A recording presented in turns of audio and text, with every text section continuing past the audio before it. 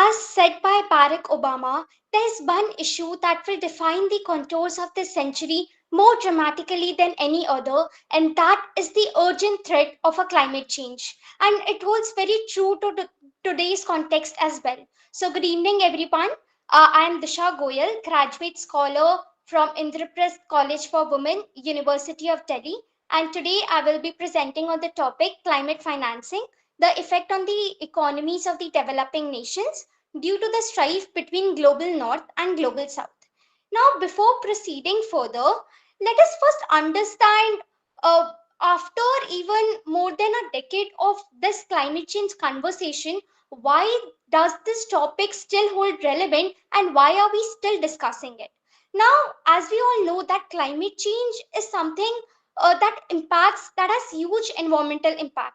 Not only that, it adversely impact the human health also. It has economic consequences. If we see and analyze other topics, we will realize that climate change impacts has the impact of even lowering the GDP of any nation.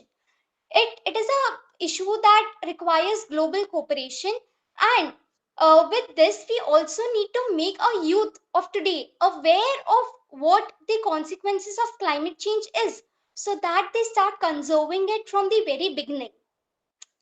Moving further with this, we have the objectives of today's talk, which will be centered around critically analyzing the climate financing dynamics, and particularly I will be taking up the strife between the global north and global south, and how the disparities faced by them is impacting the developing countries' economies, and therefore they are lacking funds for mitigation and adaptation. Now, before moving further, let us quickly understand the meaning of mitigation and adaptation. तो mitigation एक ऐसा चीज होता है जो future की जो हमारी कार्बन एमिशंस है उसको रोकने के लिए जो फंड्स एलोकेट किए जाते हैं या जो एफर्ट्स लगाए जाते हैं by one country towards another, that is known as mitigation effects. Now adaptation impacts is something, अगर डैमेज हो चुका है एक कंट्री में, now they will require some funds to cope up with that damage. वो डैमेज को undo भी करना पड़ेगा. Now that undoing effect or the coping mechanism is called as adaptation effects. Now before moving further, let me make this thing very clear कि जो हमारे जो developed countries है, they are focusing on providing more mitigation funds, which means to lower the future carbon emissions, but they are not willing to give adaptation funds, that is for the developing countries to cope up with the current environmental situation. This brings us to our topic of climate finance. Now हम जैसे देख ले कि climate change तो हो रहा है. Now let us see how to cope up with that climate change. For coping up with that climate change, the first thing that we require is funding. अब डेवलपिंग कंट्रीज के पास तो उनकी economy चलाने तक की ही फंडिंग है. To mitigate or to adapt to climate change, they will require funds, and that is the whole scenario that brings us to this topic today of climate financing. Now let us first understand that climate financing is a concept that promises to transform the world today in the coming years. Now, in very simple words, it refers to financial resources from local, national, or transnational sources that are allocated to mitigate climate change and to adapt and create sustainable solutions for our planet's future. Now, this topic of climate finance has also today is growing in international importance. For instance, UNEP has recently reported that between 2010 and 2019, the entire global investments in this renewable energy technologies have exceeded $2.5 trillion, which shows that a significant portion of the outlay of funds today is towards these sector. But still हम अभी आगे देखेंगे कि कैसे एक huge financing gap अभी भी है despite the developed countries meeting their targets. Now this objectives brings us to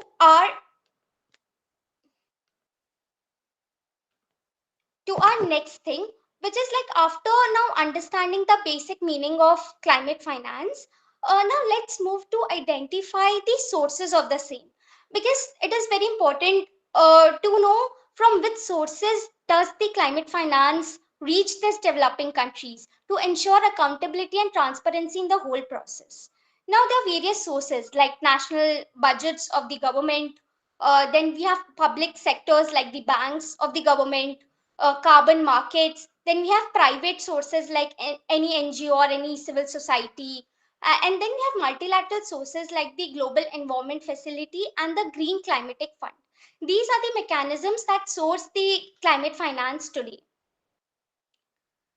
Now, before moving forward, let us first analyze the meaning of V20 countries. Now, vulnerable 20, they are a group of 48 developing nations that are highly vulnerable to climate change. और ये nations particularly होते हैं Asia से, Africa से, Caribbean से या Pacific से. For example, Bangladesh, Vietnam, Maldives, Ethiopia. Now these are the nations जो बहुत ज़्यादा ही vulnerable है. अब ऐसा क्यों है कि only these nations are vulnerable and not the nations of the global north? अब इसको समझने के लिए the very fine example is of the industrialization that began in the 18th century. अब क्योंकि टेक्नोलॉजीज और कैपिटल दोनों ग्लोबल नॉर्थ के पास था, तो they started with the industrialisation process, जिसकी वजह से एमिशंस हो रहे थे, green house gas emissions as well as carbon emissions. Now when now they were the ones who started these industrialization and emissions in the very first place. But and this countries of the global south, they did not have financial resources or financial capital to set up these industries. They were only providing raw materials at that time when industrialization actually began in England. Now because of these two disparities, the global north started developing and the global south remained underdeveloped. As the time progressed, now this global north, after having after going through industrialization, they also got financial resources. Now they became developed, and this global south, they were still in the process of developing. Now as as I made it very clear कि जो climate change है, it does not impact countries seeing borders या boundaries. वो सबको equally ही impact करेंगे. But the resources that one country has makes one more resilient. तो इधर भी वही केस हुआ, डेवलप्ड कंट्रीज के पास रिसोर्सेस थी जिससे वो कोप अप अभी भी कर पा रही हैं, but developing countries did not have that resources, because of which they are not able to cope up. Now this brings us to our topic of V20 countries. Now let us analyze whatever I said with this example. Now V20 countries, now here the share in global emissions of V20 countries is just 5%. But the economic loss that they face due to climate change is $525 billion, which is just a very huge amount. And the population there, which is without any access to climate finance, is 98%.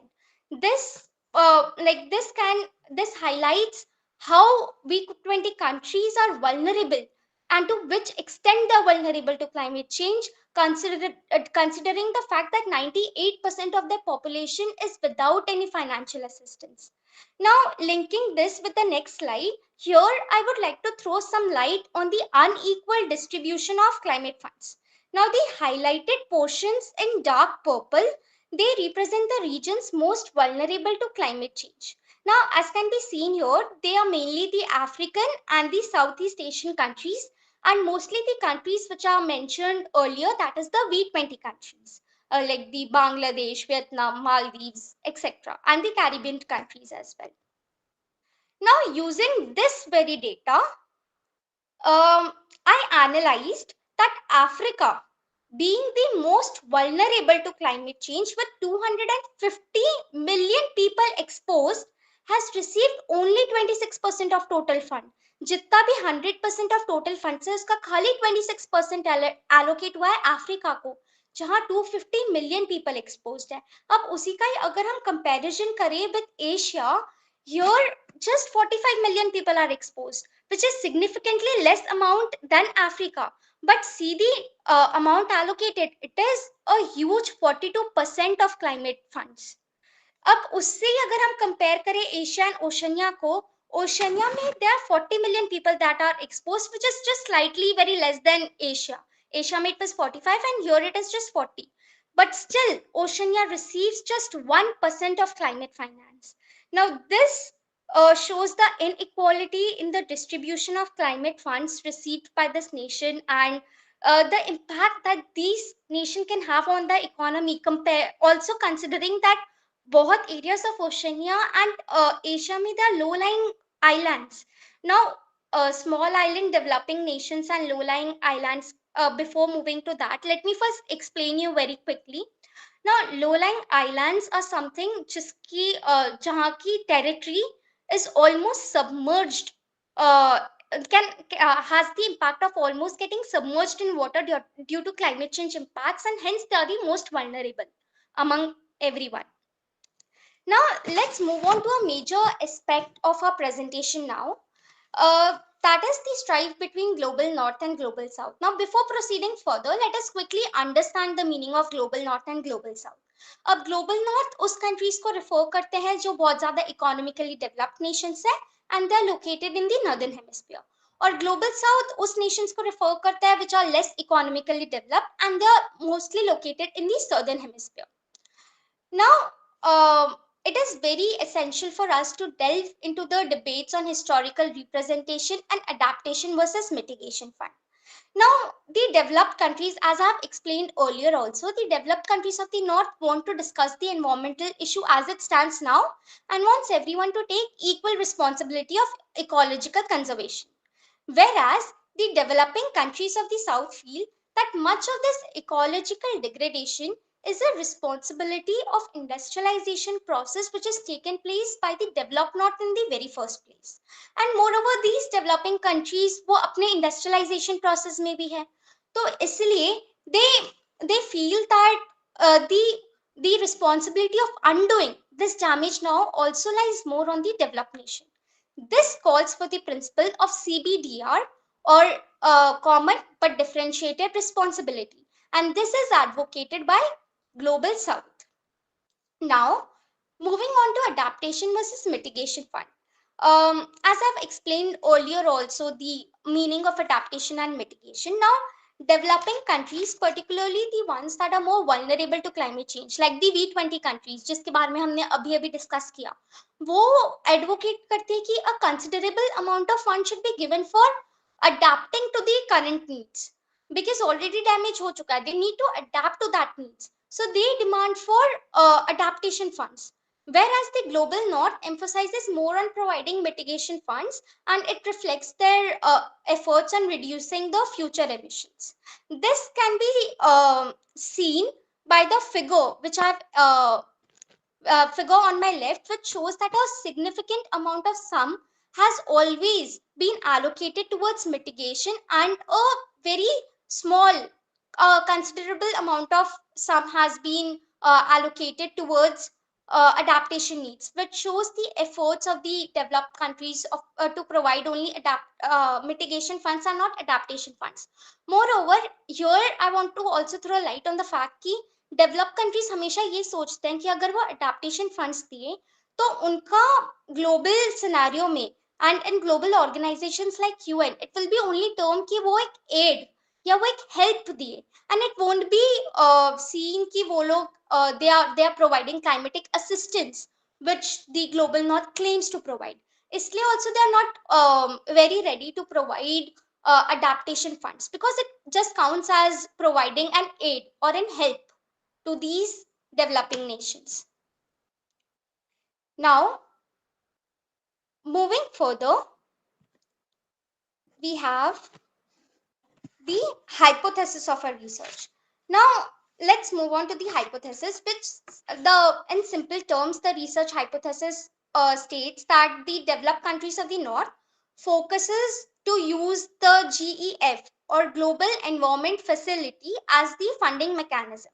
Now, this GEF is dominated by the donor countries and it operates according to the World Bank operating procedures. Now this global south feels कि ये जो GEF है इसका जो global outlook है it functions with a western biasness because obviously it is dominated by donor countries like United States. Therefore they feel that it functions with a western biasness and it excludes the key environmental concerns. Therefore this global south they advocate for a democratically managed fund which should be under the agencies of United Nations and it should be free from arbitrary conditions of the World Bank. Now, because this now today we think that the Cold War is over, but no, let me introduce you to a major Cold War today, which is even more destructive than the previous Cold War. That is climatic Cold War. So, because of this never-ending strife between the global north and global south on the medium of this funding mechanism, there is this climatic cold war which is happening and जिसका impact सबसे ज्यादा हो रहा है economies of developing countries, especially उसमें जो सबसे ज्यादा vulnerable है like SIDS and LDCs, the small island developing states and the least developed countries because उनके पास resources नहीं है. Now this forms the hypothesis of the research जिसमें मेरा research based है. So here the vulnerable countries में again we'll see the case studies of Tuvalu and Ganga and Brahmaputra delta. So let's move ahead. Now substantiating my hypothesis with data analysis. In my research, I have used secondary data such as OECD reports, World Bank reports, IMF, and United Nations reports as well. Now moving forward with the data analysis. Now here we come to a very interesting part. In 2009, these developed countries committed the goal of providing $100 billion to the developing countries for climate action and especially for mitigation, as I've emphasized earlier also. Now, this pledge was made at the Conference of Parties 15 of the UNFCCC. Now, although the contribution made by the developed countries had shown an increased over the consequent years, as can be seen from the figure on my left, that is from $58.5 billion in 2016 to $89.6 billion in 2021. But still, they failed to fulfill their promises, and this increase rate is also not desirable. Considering the huge environmental impacts faced by these developing and the most vulnerable countries, this rate of increase is not at all desirable. Now, if we consider this data only with the actual data which is shown on my right, which shows the progress of developed countries towards providing their fair share in climate finance, here we can easily see that the countries like United Kingdom, Japan, Germany, or France, they are the major contributors of climate funds. Now, however, if we compare them with their fair share, which is based on gross national income size, it is not at all adequate. Now, अगर हम इधर US का ही example ले तो US $9 billion provide कर रहा है but उसका फेयर शेयर जो ग्लोबल इकोनॉमी में है वो है $43 बिलियन which means US सिर्फ 21% प्रोग्रेस रेट के साथ प्रोग्रेस कर रहा है. Now this from this instance we can come to the reason or we can conclude the root reason why the 2009 target has not been met yet even nearly after a decade and क्यों वो और आगे meet भी नहीं कर सकता जब तक accountability और transparency established नहीं है because these countries are not providing their fair share of income towards climate finance और वो evade भी कर जाते हैं अपना responsibility very easily because there is no developing country जिसका voice है in this financial mechanisms like GCF or the GEF because that is operated only by the World Bank.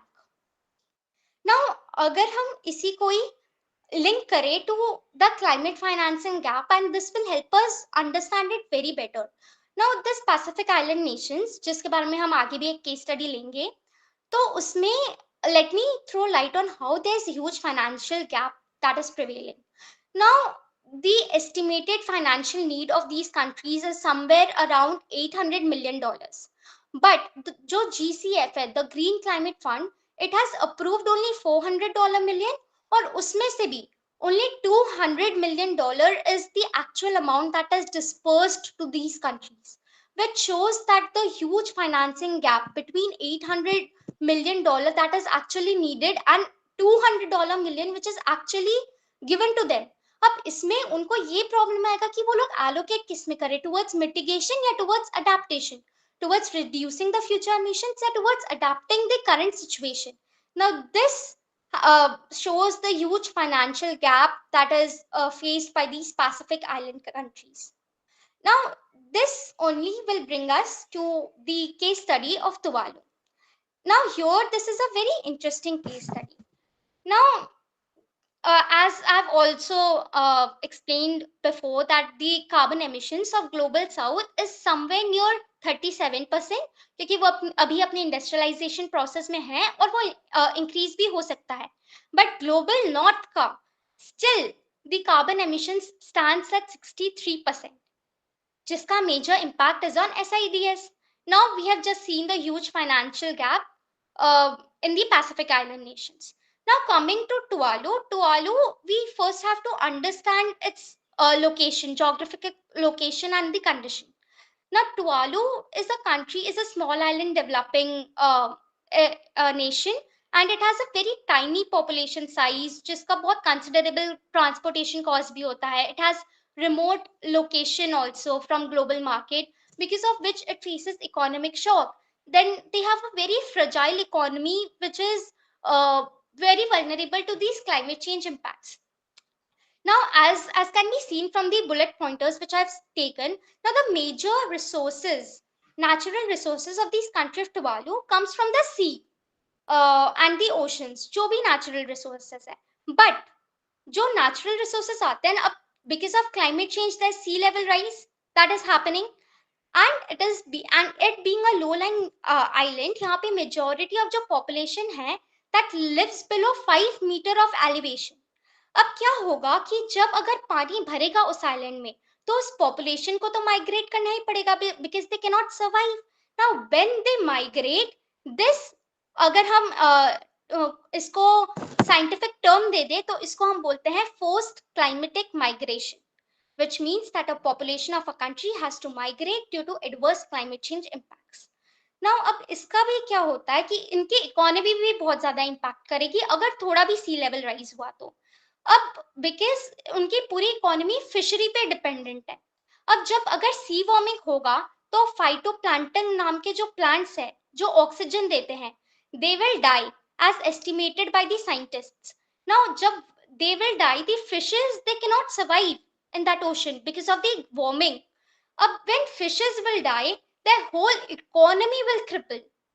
Now, this shows the adversity faced by Tuvalu due to inadequate climate finance. Now, अगर उनकी economy इस हद तक है कि वो पूरी cripple हो जाए, they need finance to cope up with this already damaging effect, which is known as adaptation fund.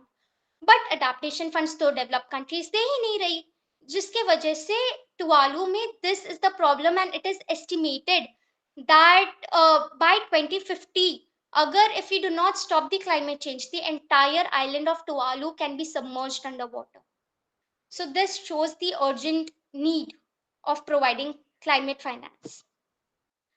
Now, after analyzing all the problems and shortcomings of climate finance, let us now move to a more positive aspect and see the emerging trends in climate finance, like green bonds, the carbon capture and storage technology, and carbon trading.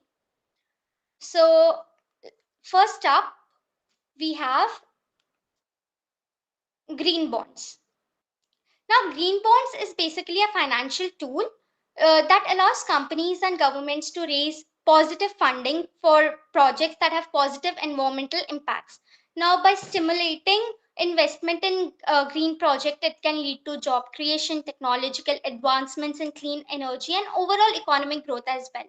And a data report also showed that the volume of green bonds in India particularly has over $6 billion ka market, which signifies the growing popularity among investors worldwide in this green bonds. Now, moving further to carbon capture and storage technology, so it has the potential to significantly reduce the greenhouse gas impacts, and even by even by capturing 90% of CO2 emissions. Now, the technology is a very valuable weapon against the fight in climate change, and especially अगर हम लोग इसको एक economic stand point से अगर analyse करें तो इसके बहुत पॉजिटिव एंड नेगेटिव इम्पैक्ट्स भी हो सकते हैं। नेगेटिव इम्पैक्ट बस ये है कि इसका जो टेक्नोलॉजी इंस्टॉल करने का कॉस्ट है that is very high, but if we see the positive impacts, it will significantly outweigh the negative impact. It can lead to job creation and even a rise in the GDP of an economy. Now, CCS ka mechanism I have shown in this slide. Here I have shown that the carbon dioxide is captured before it is released into the atmosphere. फिर वो compress होता है एक liquid format में, वो liquid format transport होता है to a storage location through a pipeline or ship, and then उसके बाद that is permanently stored by injecting it deep underground में through geological formations. Now, because of this, many experts feel that the advantages of CCS technology, it will significantly outweigh its initial cost in the long term, and it is also believed that the government of many developing nations will consider using this mechanism in the coming future, and the developed countries will provide funds for the same. Now, moving on to a very major and interesting trends of today, that is carbon trading. Now, carbon trading is basically the use of a marketplace to buy and sell credits that allows companies or other parties or entities to buy and sell a certain amount of carbon dioxide. इसका main M ये है कि हम लोग emissions जो है उसको reduce करें over time. अब इसका linkage बहुत अच्छे से समझ आएगा जब हम अपने next slide में एक hypothetical example के साथ समझेंगे. So let's move on to that. Now, for example, on my left is a developing country and on my right is a developed country. Now, what happens is that there is a trade between these two entities. Now, the one on my left can actually sell its remaining carbon credits to the one on my right, which in turn can provide technology or financial assistance and gain that carbon credit. Now, let's understand this by taking a hypothetical example. Suppose एक industry है, suppose there are two industries, one in the developing country और एक industry है developed country में. जो developing country की industry है उसके पास परमिट है to use 100 tons of carbon और of emissions, green house gas emissions. अब वो 1000 टन तो एमिट नहीं कर रही, वो सिर्फ 800 टन्स एमिट कर रही है. So it stopped that 200 tons extra of emissions from going into the atmosphere. तो वो 200 carbon credits it earned.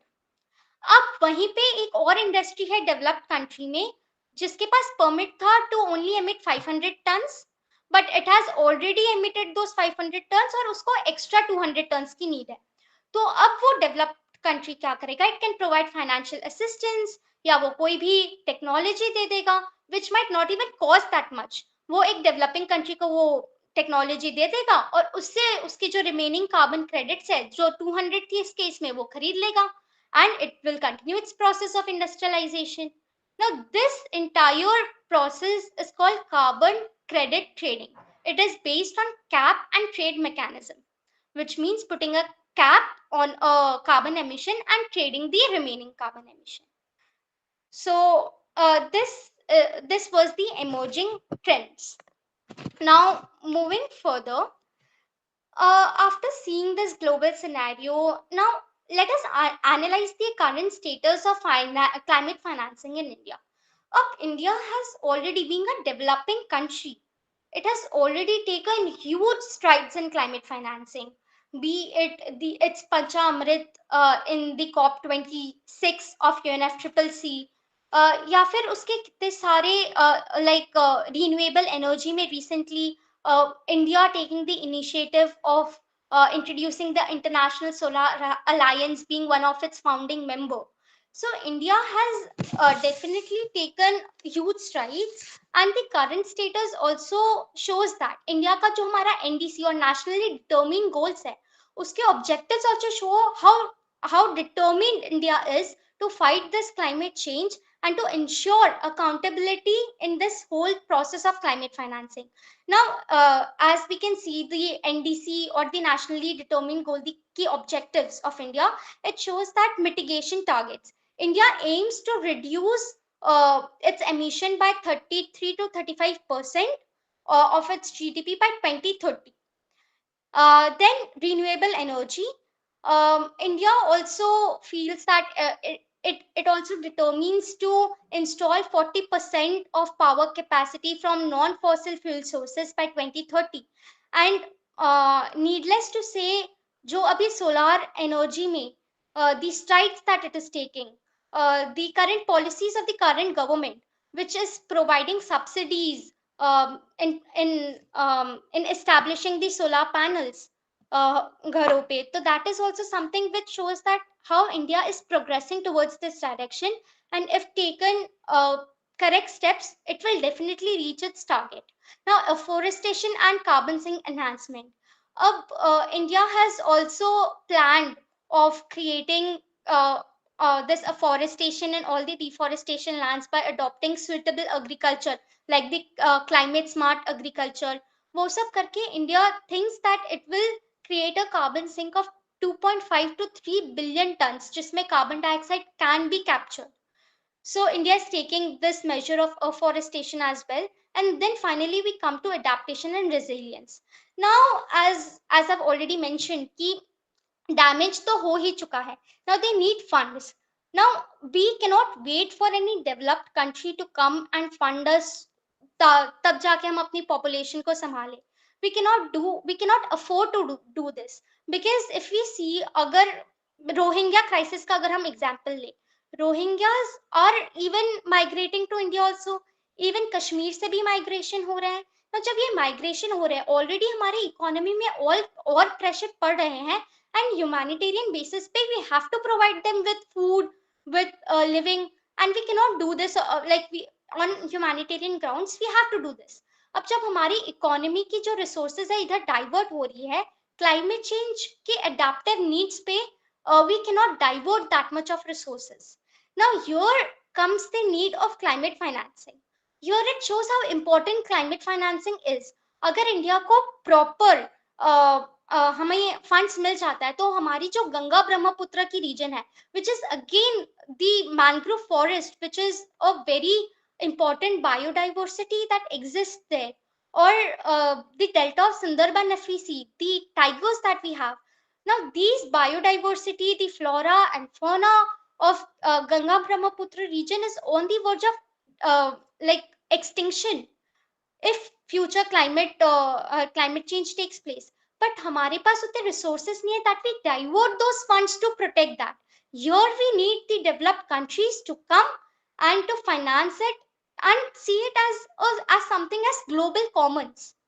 Like if we see Antarctica या बाकी के countries जहाँ पे जो जिनकी इकोसिस्टम को प्रोटेक्ट करना is a global responsibility.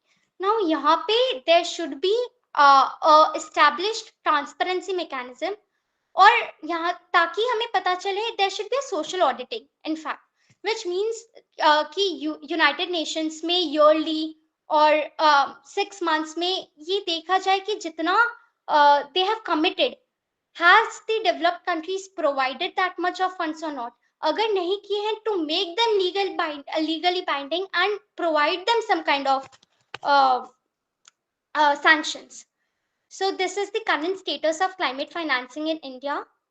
If we move to the future of climate finance in India, it is definitely very bright because we are also considering increasing our domestic investment.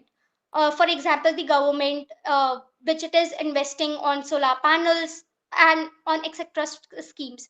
Then innovative financial mechanisms like the green bonds, as I've already said, it has more than 6 billion of markets in India already, and it is also expected to increase in the near future.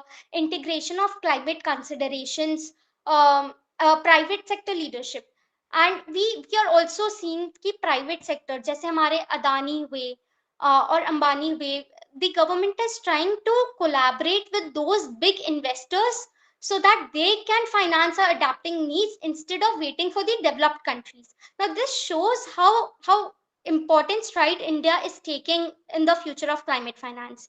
India also calls for international cooperation and partnership, and it focuses on adaptation and resilience. International cooperation, as we have seen that India has taken in 2016, India took the initiative of being the founding member of International Solar Alliance, जिससे India can press these developed countries and make them accountable. So this shows that how India is committed to ensure uh, not only its need of climate finance, but also ensure that other developing countries also get their adequate share of climate finance. Now, moving on to the challenges of climate finance. The first challenge we have increasing debt burden on developing countries. Now, developed countries only provide loans instead of grants, for which the entire amount of loan has to be repaid along with the full interest rate. Now, this creates a huge financial burden. जैसे हम देख भी सकते हैं इस picture में, major economies loans ज्यादा provide कर रही हैं एंड ग्रांट्स कम, जो शो करता है कि वो डेवलपिंग कंट्रीज को फाइनेंशियल ट्रैप में ही बांध कर रख रही है. Now this brings us to a very next challenge of playing accounting tricks. Now for example, अगर एक डेवलप्ड कंट्री लोन दे रहा है डेवलपिंग कंट्री को and it carries an interest rate of 10%, but it is providing the loan at 1% in 9% interest rate instead, और वो जो 1% बच जाता है, they term it as climate finance assistance. Now either I want to throw some light, because when I was researching also, this is a term which was very hidden, जिसका meaning सबको नहीं पता चलेगा. इसका ये होता है कि ये जो 1% they kept, that keeps on accumulating over the years, and at the end they show a false picture that they are providing itna climate finance, but in reality they are just reducing the interest rate and nothing else. But in the end it is shown that they are providing a huge climate finance, and जिसके वजह से भी आज तक climate change का जो topic है, it is continuing with that same rate without much progress. And this brings us to the challenge of private financing. Now private investors may prioritize short term financial stability over long term sustainability goals. Now Disha, sorry to interrupt you, but due to time limit आप अगर conclude करें तो सही रहेगा, क्योंकि हमारे पास बहुत लिमिटेड टाइम है and you have to conclude your topic, so please can yeah, you sure. So now these are the key findings which I've already discussed, that there are unequal access to climate finance, there is need for increasing innovative financial mechanism and increasing international cooperation. Now the conclusion also calls for climate investments should become very essential for shared prosperity. We should focus on providing more sustainable solutions like developing climate smart agricultures, particularly in LDCs and SIDS, and building energy efficient green buildings that have lower utility cost and higher resale values. With this, I come to an end of my presentation. Thank you for your patient hearing, and I am open to questions. Thank you, Disha. It was a great presentation, very well researched and very well presented. मैं सबको बताना चाहूंगा कि Disha first year की student है, and first year की student से इतना मैच्योर टॉक सुनना, it's really inspiring. So thank you and congratulations Disha. हमारे टॉक के बाद, हर एक टॉक के बाद कुछ क्वेरीज होती है हमारे ऑडियंस की, जो हम आपके सामने रखेंगे. कुछ क्वेश्चन है उनके. So the first question is, how can we ensure a more equitable distribution of climate finance between vulnerable and less vulnerable development countries? Right. So thank you for the question. Now, giving a very quick answer. Now, both the countries have. Now we have to see कि कितनी population exposed है उस country की, और उस country का कितना financial need है. उसके according we have to equitably distribute. Now, equitable distribution में also comes this factor of accountability and transparency, as I've already explained. कि अगर equitable होना है तो we have to just see कि उनका जो proportionate requirements है क्या उतना ही मिल रहा है. जैसे we have seen कि Pacific Island में there was a requirement of 800 million, but only 200 million was dispersed. So here accountability with transparency and seeing the economic size, we can distribute equally. Okay, very well answered, Disha.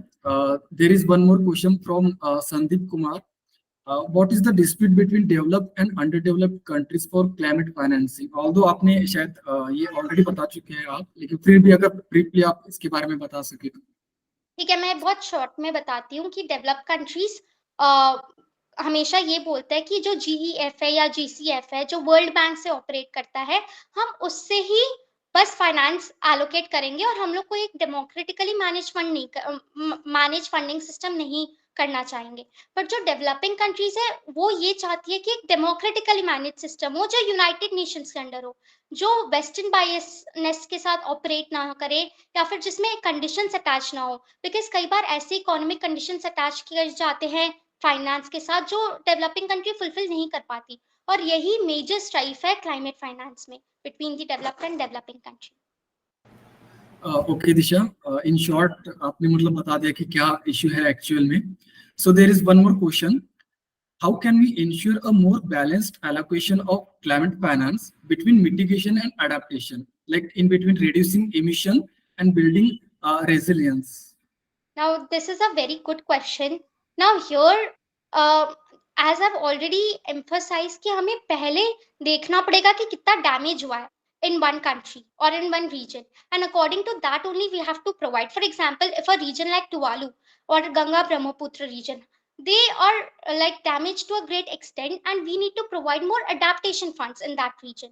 But at the same time, if we see countries like US or developed countries जिनके पास इतना damage नहीं हुआ है and they already have resources, now in these countries we need to see more mitigation funds to mitigate the future emissions. So depending on the region, depending on how much it has the damage the climate change impacts has caused, we have to equitably distribute between mitigation and adaptation, ज़्यादा importance being the adaptation funding.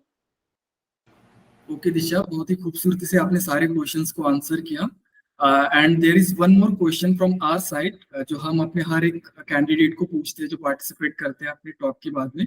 So how was your experience with the GSTS, अगर आप share कर सके तो please. Sure.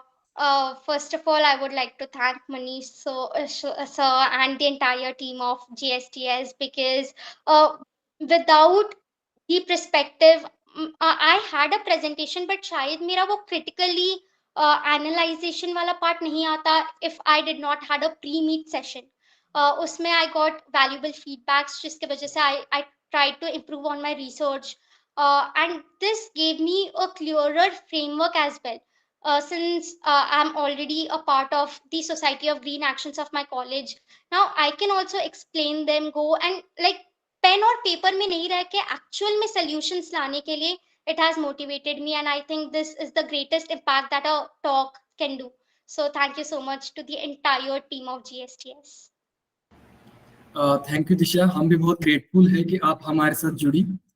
और इसके बाद आइए आज के जो हमारे गेस्ट ऑफ ऑनर हैं उनसे हम जानते हैं कि उनको आपका टॉक कैसा लगा। सो महेश सर से मैं रिक्वेस्ट करूंगा कि वो दिशा के टॉक के बारे में अपने थॉट्स बताएं, और साथ ही में ब्रीफली मैं सर से रिक्वेस्ट करूंगा कि सर आप जीएसटीएस इनिशिएटिव के बारे में भी अगर कुछ अपने थॉट्स हमारे साथ शेयर करें तो it's a request sir please. बहुत बहुत धन्यवाद, much thanks. Thank you Disha for your very erudite lecture. Almost you have highlighted almost all important aspects related to climate financing and the challenges that are being faced by developing world or developing countries in the wake of the climate changes and the climatic the problems in the wake of the climate change. There are a few couple of more things that I would like to add so that आप उसको incorporate अगर करें अपने इसमें तो, because there are some larger issues which also need to be addressed. Firstly, that we very generally we use global north and global south. You know, in my opinion, this very terminology is in today's world it's a misnomer actually, because climate is, you also highlighted in your during your talk that it affects the developing and the developed world equally. You must have not been born also. I think Manish sir would remember in 2005, US was hit by a very, very severe Caribbean type storm that was called Katrina. That New Orleans was hit by a very, very severe storm, one of the most devastating in the US history. That brought one of the serious realizations in the developing world, that climate is an issue which has to be addressed at the level of both north and south, or developing or developed world. So that terminology itself has to be presented as a misnomer, because it will impact the whole of the world. After all, it's a global village. We are a closed system. Entire Earth is a closed system. So I would like you to incorporate this approach. Secondly, you talked much, or most of your lecture was focused on the issue of financing the developing world. We should not stop fighting the developed world in getting technology transfer and getting funds from them. Because I was going through a data set today, just sifting through it, and I read that by 2070, India would need $10.1 trillion to ensure zero emission situation. So that's quite a sum. We should not, we should not stop fighting the West for that. But also, we should alternatively, you should also point out that we should also develop a inward looking approach. So how can we manage our environment? How can we develop our resources? Because India is one country, and other regions that you highlighted, you talked about Africa, you were talking about the Pacific Islands. So these countries have been traditionally living in close harmony with Mother Nature. So can't we go back to our roots, ancient and medieval roots, and coupled with the Gandhian ideology that nature has everything for one's need, but not for the greed. So mixing these new technology, finance with some kind of, our traditional, how we had been living in close harmony with the nature. So making awareness and technology plus finance, talking about all those things, inward looking approach should also be one of the key components of our fight against climate change. Thirdly, you mentioned about the NDC objectives. I liked it very much. NDC objectives, in which you said that how can we ensure good agriculture, organic farming, sustainable development, all those things. I would also like here that you should have mentioned the Millennium Development Goals, which had been highlighted in the. But the West, I doubt the honesty of the West at times. Beginning from the Kyoto, you would appreciate, I don't know how many countries have ratified Kyoto Protocol going back to the carbon emissions of 1990 level. I think it's still very much debated. So these are the few things, because, and one more thing, one very important thing, the developing world should ensure equitable socio-economic development in order to fight the onslaught of climate and climatic changes. Because in Stockholm, 1972, Indira Gandhi had pointed out that the poverty is the biggest polluter. So we have to fight that front also. So these were the few things which I thought that I must highlight, so that it becomes more comprehensive and more, more broad looking arguments. So thank you so much for your, I also, with your permission, I have borrowed one term from you, that was climatic Cold War.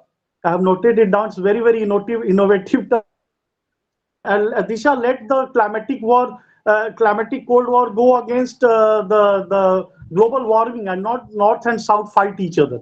So this Cold War should go against the problems of climate change and not against each other. So that is the very, very innovative term you had used. So I have noted it down. Thank you so much. And about what should I say about GSTS? Such a nice platform. I learned myself, I learned new many things from our speaker today. And I hope in future also, in some way or other, I will be associated with this. And my students also. I don't know how many of them joined today. So in future also, I would like to be a part of this initiative. Thank you, Manish sir. Thank you so much. Thank you. Thank you, sir. आपके thoughts हमारे साथ share करने के लिए. Thank you. Thank you. Manthan. Thank you, Manthan. I could not see your name. Thank you, Manthan, for conducting the program so well. Thank you, sir. So now moving forward, let me introduce to our next speaker on the next Sunday, Mr. Devendra, who will be speaking on the topic Delhi NCR Regional Plan 2041. So Devendra, please come and introduce your topic. Hello everyone, my name is Devendra Bisnoy. I am first year student from Department of Geography, Central University of Haryana. In this session next week, I will be talking about Delhi NCR Regional Plan Analysis with Delhi NCR as a global city of India with the vision 30-minute city concept and sustainable development. I try to attempt understanding by economic trends on needs of decentralization of economy and population from the core and city. The objective of my talk are importance of Delhi NCR as a engine of Indian economy with $370 billion in the GDP. And second objective will be key issues and challenges faced in implementing regional plan. And third one will be decrease in job density as we far away go from the uncity. As we go far away from the city, there is decrease in job density. The maximum job density include in 10 kilometers square radius. And fourth one is migration trends, which is decreasing in the core city and increasing migration in the central CNCR periphery area. And to tackle this problem, there is implementation of the counter magnet cities. And the fifth one is the decreasing women participation rate in city. There is a low women participation rate in city, hence there is more women participation rate in the CNCR periphery and slum area problem analysis. Overall, this topic is all about the importance of regional plan in making Delhi as a global city of India leading at the 2047 Viksit Bharat. And thank you with all this. I would like to invite you all for this interactive session. I think relatable to all of you living in Delhi and related to all of you. Thank you very much. Thank you Devendra, it is very interesting topic. और हम सभी को invite करते हैं कि अगले Sunday शाम 5 बजे आप सब हमसे जरूर जुड़िए। और इसी के साथ अभी मैं इस सेशन को मनीष सर को हैंड ओवर करता हूं कि वो वोट ऑफ थैंक्स प्रेजेंट करें। So Manish. Thank you. Yeah, thank you, Manthan. It's 6:01. So, but give me 240 seconds to wrap up this session. 18 crore tax debt in Congress, 1,800 crore bond for the BJP. So why we need a fund for the climate, fight for the other country? So I this is my remarks for those we are looking towards the developed country. So developing country think twice and thrice to discuss all these things. We had fund from Bihar fodder scam to Baramati scam to these kind of tax evasion. So many I'm not going to tell the names, but we had huge money to cope up all those climate change and climate need. Thank you very much, a young scholar, the second semester scholar for IP College, and as I mentioned that every day I crossed your college while coming to my department or while I was going to my college. So really, it's a very heartfelt congratulations to you, young scholar. But as a experienced teacher, maybe I think I'm experienced. I don't know others about myself, but that now this is the action time, because we are talking because we are late. Only 2005 with the some of my professors, old professors, Saeed Amin, Mahesh Sangrajan, they introduced first time environmental issues in India in the curriculum. 2005, I think, to 2005. So we are getting late. So as a young activist, as a young scholar, Disha, now this is time to incorporate all your energy to doing something. To, yes, you are a prolific speaker. That's done. Very wonderful. Came out from your college, from academia, and reach out to those places, those ideas where people get the very good initiative by young scholars. So thank you, Disha. And you forget one name to recall. I know you are on Professor Dr. Anisa's call. She introduced you the first time about the GSTS. Okay, and thank you. Anisa ma'am is also here. So it's a really wonderful with my some friends and my students. Day to day, we are moving towards the 200 GSTS. So thank you very much for giving me this opportunity for vote of thanks. And as Dr. Mahesh Kumar Deepak, बहुत बड़ा नाम है और उतना ही अच्छा It's my pleasure, sir. I uh, was honored. I am honored today. Thank you so much, sir. no, Thank no, you, everyone. it's really fantastic that you uh, gave your wonderful four-pointer to the point idea about the this global north, global south, so we can break all those barriers. If Pangaea and Gondwana was a one land, Africa and India was one land, so Yes, I sir. don't. Yeah. Uh, We have to come out of it, sir, because 1.5 yes, dignity yes, debate is for everyone. I think yes, it's definitely, wonder for definitely, every. It's a matter of definitely. concern for everyone out Yeah, there. definitely. So thank you, Dr. Mahesh, for giving me. And Talab My Khare pleasure. Hain and Indian Express, Ranjit Lal wrote a very wonderful piece of article every Sunday on Indian Express and yesterday Times of India, the importance of garden.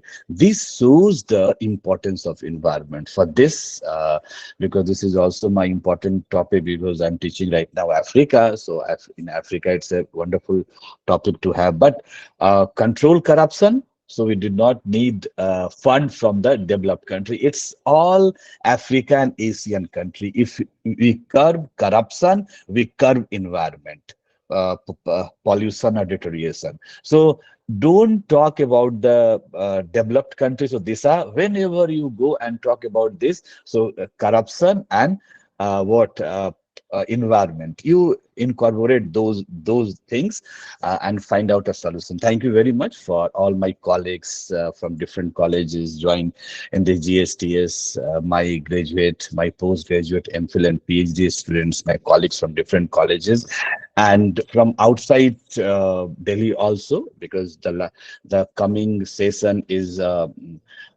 University of Haryana now is going to give us a city plan of Delhi. So it's good.